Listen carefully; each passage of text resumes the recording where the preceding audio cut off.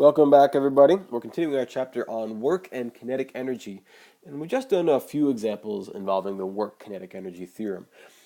But this segment right here is going to involve what we call the graphical interpretation of work.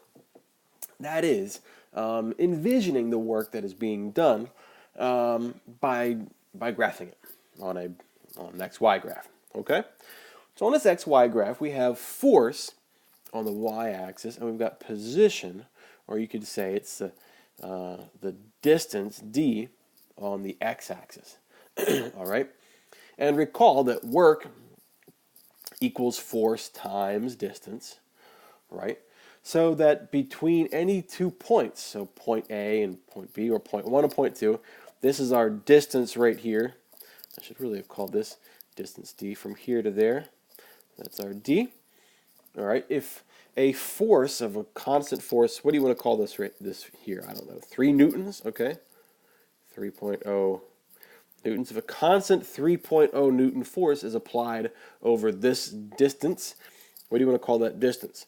We'll call that 1.0 meter, and this let me erase this a little bit, 2.0 meters right, over right here. So this distance would be 1.0 meters. So this area right here would represent the number of joules of work that were done by that force.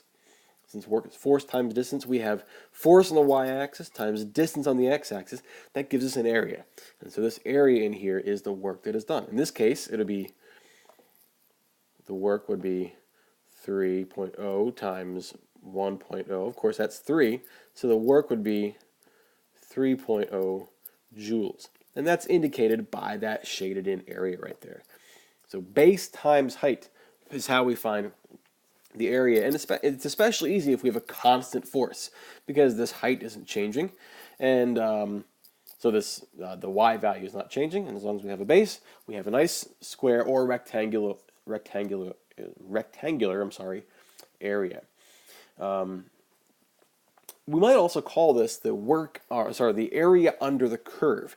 Now, this is not a curve right here. This is a straight line, which makes it really convenient and simple to calculate. But that's because it's a constant force. What if, let me change my color to purple temporarily. What if we had a varying force, where a force kind of went like that, all right? Well, it's applying less force here and more force here, and so the area underneath that curve right there would be the work that the force had done, because it goes from this starting here to there, that distance. All right. Well, but for now though, it's easier because there is no actual curve, but you can say it's the area under the graph. Maybe you might say GRAPH, or the area under the graph over a certain distance represents that work that is done. It's the base times the height. A little bit later, we're going to talk about, well, actually, very soon, we're going to talk about something that creates varying forces, and that is springs. So for right now, I'm just going to stop, and I'm going to say you can graphically represent the work done by an object, I should say a constant force, by plotting the force on the y and the position or the distance change on the x. And whatever that area is that is kind of swept out, that represents the work that is going to be done. In the next segment, we're going to look at springs and how springs create variable forces. And so it's a little bit different shape we're going to have to find the area of, but it's not all that more difficult than finding the area of a square. So that's going to be it for this segment. Thanks for following along, and we're going to compare this against the next segment where we have variable forces in springs. Thanks for following along. I'll see you in the next one.